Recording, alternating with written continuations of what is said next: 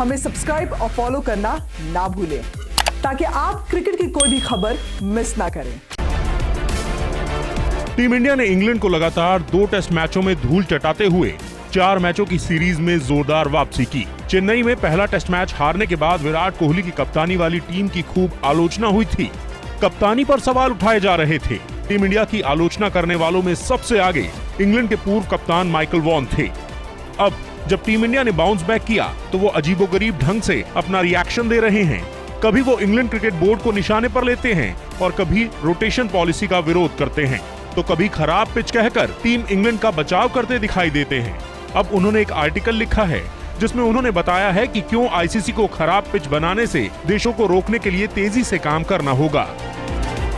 उन्होंने ट्वीट किया, इस हफ्ते कोई विजेता नहीं है। मेरे ये कहने की वजह है क्योंकि आईसीसी को भविष्य में बहुत खराब पिचों का निर्माण करने वाली भारत और अन्य टीमों को रोकने के लिए तेजी से काम करना होगा।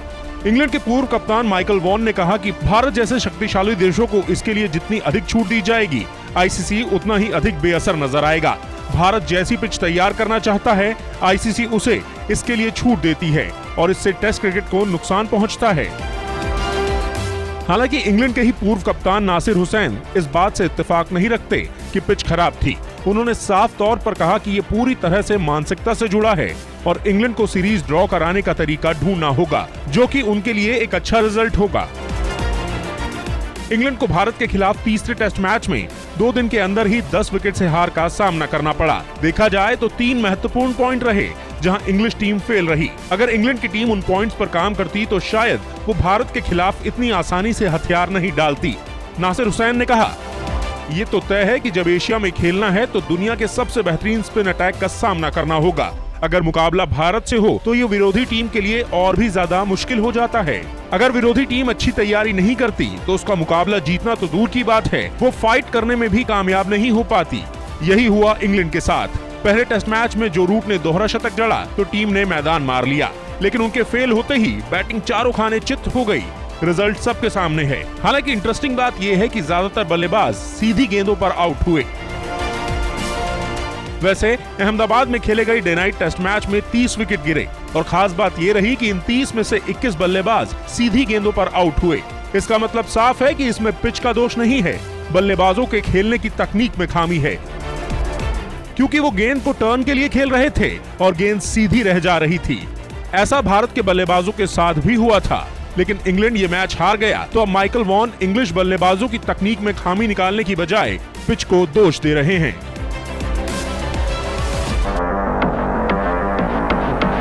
कोरोना की वजह से आईपीएल 2020 का आयोजन यूएई में हुआ था, लेकिन इस साल बीसीसीआई आईपीएल को भारत में आयोजित करने को लेकर विचार कर रहा है।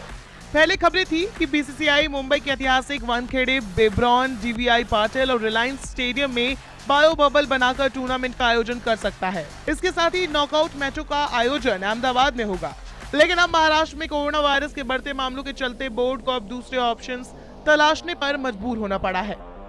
दरअसल मुंबई समेत राज्य के कुछ शहरों में कोरोना वायरस के मामले लगातार बढ़ रहे हैं।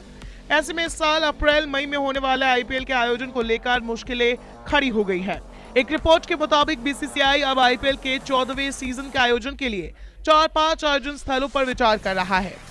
इससे पहले बीसीसीआई के एक पदाधिकारी का कहना था, पहले हम चर्चा कर रहे थे कि लीग मुकाबले एक शहर में कराए जाए और दूसरे शहर में नॉकआउट मुकाबले हो, लेकिन अब ये तय किया गया है कि इस टूर्नामेंट को 5 से 6 शहरों में आयोजित किया जाएगा और जल्द ही कार्यक्रम की घोषणा भी हो जाएगी। जाहिर है कोरोना वायरस के चलते इस साल आईपीएल का आयोजन मुंबई में होना मुश्किल नजर आ रहा है। इस बार के सीजन का आयोजन अप्रैल मई में होना है। इसमें अब देखना दिलचस्प होगा कि बीसीसीआई टूर्नामेंट का आयोजन को कैसे मैनेज करता है। मुंबई के अलावा बीसीसीआई मैचों का आयोजन दिल्ली, कोलकाता, चेन्नई और बेंगलुरु जैसे शहरों में करा सकता है।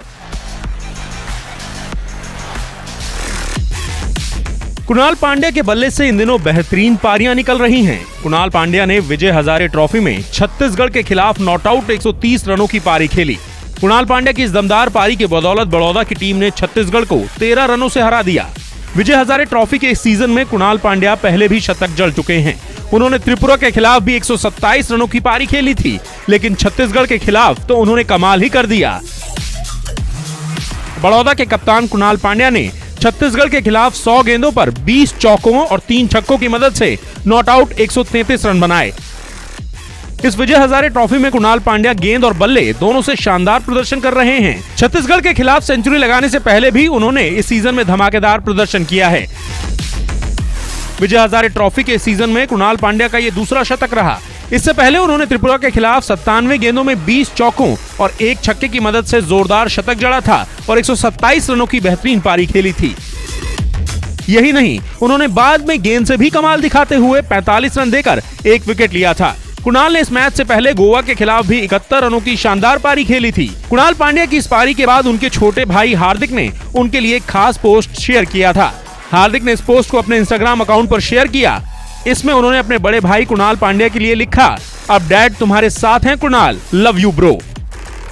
इस फोटो में कुणाल पांड्या बल्ला उठाकर आसमान की तरफ देख रहे हैं। देखने में ऐसा लग रहा है जैसे वो अपने पिता को ही याद कर रहे हों। 6 जनवरी को कुणाल और हार्दिक के पिता हिमांशु पांड्या का दिल का दौरा पड़ने की वजह से निधन हो गया था। कुणाल पांड्या उस समय सैयद मुश्ताक अली T20 टूर्नामेंट की तैयारियां कर रहे थे।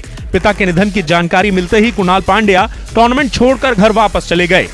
दोनों भाइयों का अपने पिता के साथ रिश्ता बेहद खास था, जिसमें वो अपने पिता के साथ एक दोस्त की तरह ही रहते थे। आईपीएल में हार्दिक पांड्या और कुणाल पांड्या मुंबई इंडियंस के लिए खेलते हैं। दोनों ने पिछले साल यूएई में खेले गए आईपीएल के 13वें एडिशन में अपनी टीम को रिकॉर्ड 5वीं बार खिताब जिताने में अहम भूमिका निभाई थी।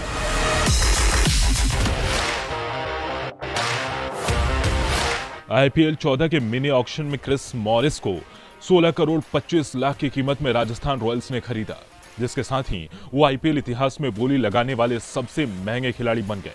मॉरिस के ऊपर राजस्थान रॉयल्स ने जब इतनी बड़ी बोली लगाई तो हर कोई अचंभित था, क्योंकि किसी ने भी इतनी बड़ी रकम मॉरिस पर लगाने की उम्मीद नहीं की होगी।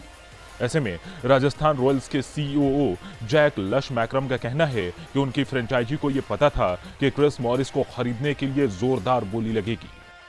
बता दें कि मॉरिस को खरीदने के लिए पंजाब किंग्स और राजस्थान में रेस चल रही थी, लेकिन बाजी राजस्थान रॉयल्स ने मारी, जिसकी वजह से जैक मैक्रम ने पंजाब को शुक्रिया कहा है, क्योंकि उन्होंने मॉरिस पर बोली जारी नहीं रखी, जिसके कारण वो मॉरिस को खरीदने में कामयाब हो गए। राजस्थान रॉयल्स के सीईओ के मुताबिक राजस्थान रॉयल्स हमेशा से क्रिस मॉरिस पर नजर बनाए हुए थी और फ्रेंचाइजी जानती थी कि उनको खरीदने के लिए मोटा पैसा खर्च करना पड़ेगा। मैक्रम के मुताबिक मॉरिस के पास काफी अनुभव है और उससे टीम को मजबूती मिलेगी। राजस्थान के पास पहले से जोफ्रा आर्चर और कार्तिक त्यागी जैसे गेंदबाज हैं और मॉरिस गेंद और बल्ले दोनों से टीम को जिताने का दम रखते हैं। साफ है, क्रिस मॉरिस आईपीएल 2020 में बल्ले से प्रदर्शन करने में नाकाम रहे थे, लेकिन उन्होंने 9 मुकाबलों में 6.63 के औसत से 11 विकेट लिए थे। वहीं मॉरिस अब तक आईपीएल में 70 मैच खेल चुके हैं, जहां उनके नाम 551 रन और 80 विकेट दर्ज है। पिछले सीजन आरसीबी की टीम का हिस्सा थे, लेकिन उसके बाद उन्हें रिलीज कर दिया गया, जिसके बाद इस साल आईपीएल में वो राजस्थान रॉयल्स के लिए खेलते दिखाई देंगे। अगर आपको हमारा वीडियो पसंद आया हो तो इसे लाइक और शेयर जरूर करें और हाँ, हमें सब्सक्राइब और फॉलो करना ना भूलें, ताकि आप क्रिकेट की कोई खबर मिस ना करें।